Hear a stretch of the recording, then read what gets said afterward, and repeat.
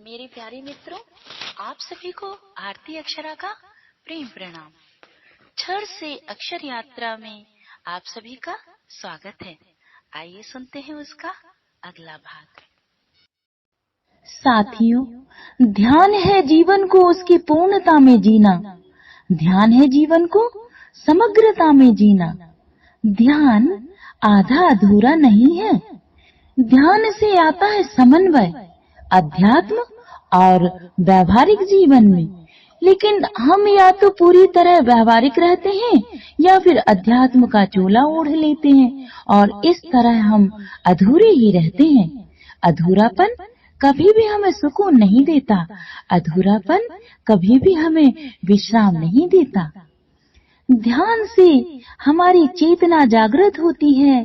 यह चेतना अद्भुत, अलौकिक और दिव्य होती है।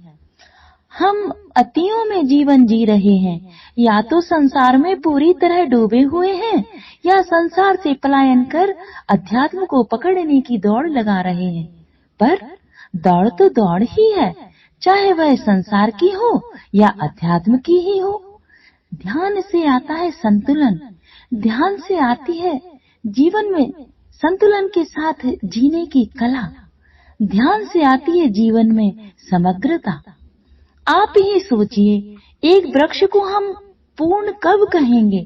तब ही ना जब भीतर से उसकी जड़ें गहरी हों और बाहर से सुगंधित फूल खिले हों, पत्तियां हवा में लहरा रही हों, फूलों से फलों से डाली लदी हो, तभी वह वृक्ष पूर्ण वृक्ष माना जाएगा।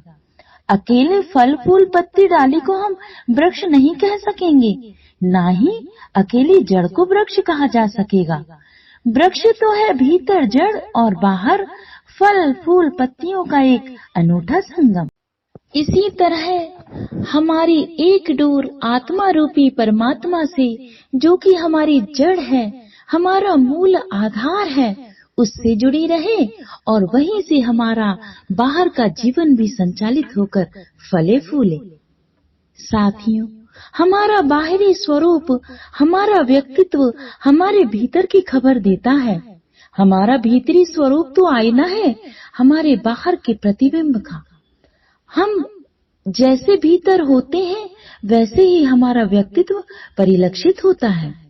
जिस प्रकार यदि किसी वृक्ष की जड़ अच्छी है तो वह बाहर से पुष्पित पल्लवित होता है, उसी प्रकार जब हम अपनी आत्मा से जुड़े रहते हैं तो हम समग्रता में आनंदित होकर जीवन जीते हैं। हम जड़ और चेतन का अनूठा, अद्भुत, अलौकिक, दिव्य संगम है। लेकिन हमने तो केवल देह को ही अपना होना मान रखा है, चेतन का तो कुछ पता ही नहीं। यदि हमारा शरीर ही सब कुछ होता तो हमारी मृत्यु होने पर हमारे ही सगे संबंधी उसको आग के हवाले ना कर देते या जमीन में ना गाड़ देते। लेकिन हम केवल शरीर नहीं है, हम तो है शरीर रूपी मंदिर में विराजमान चेतन। साथियों, क्या तुम्हें कभी अपनी याद नहीं आती? क्या कभी मन नहीं होता कि अपने आप से मुलाकात करें? भर लें अपने आप को अपनी बाहों में, कर लें थोड़ा सा प्यार, कर लें आत्मालिंगन। क्या कभी अज्ञान के सघन अंधेरों से डरते हुए तुम्हारा मन नहीं होता कि ज्ञान के आलोक से आलोकित होकर नहा लें स्वालोक में? कभी तुम्हें अपने आप से विरह की अग्नि नहीं जलाती क्या?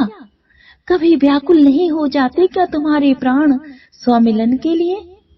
नहीं नहीं, ऐसा नहीं है कि तड़पते नहीं हो तुम तड़पते हो अपने आप से मिलने के लिए, बेचैन भी होते हो, पर उस तड़प और बेचैनी को अनदेखा, अनसुना कर देते हो। उठो, जागो, चल पड़ो अपनी ओर। बहुत सहली अपने आप से दूरी, अब और नहीं। आओ, ध्यान के रथ पर सवार होकर अपने स्वयं से मिलने की ओर, आत्मा लिंगन को आओ, अपने प्यासी प्राणों को तृप्त करें। आओ, ध्यान करें।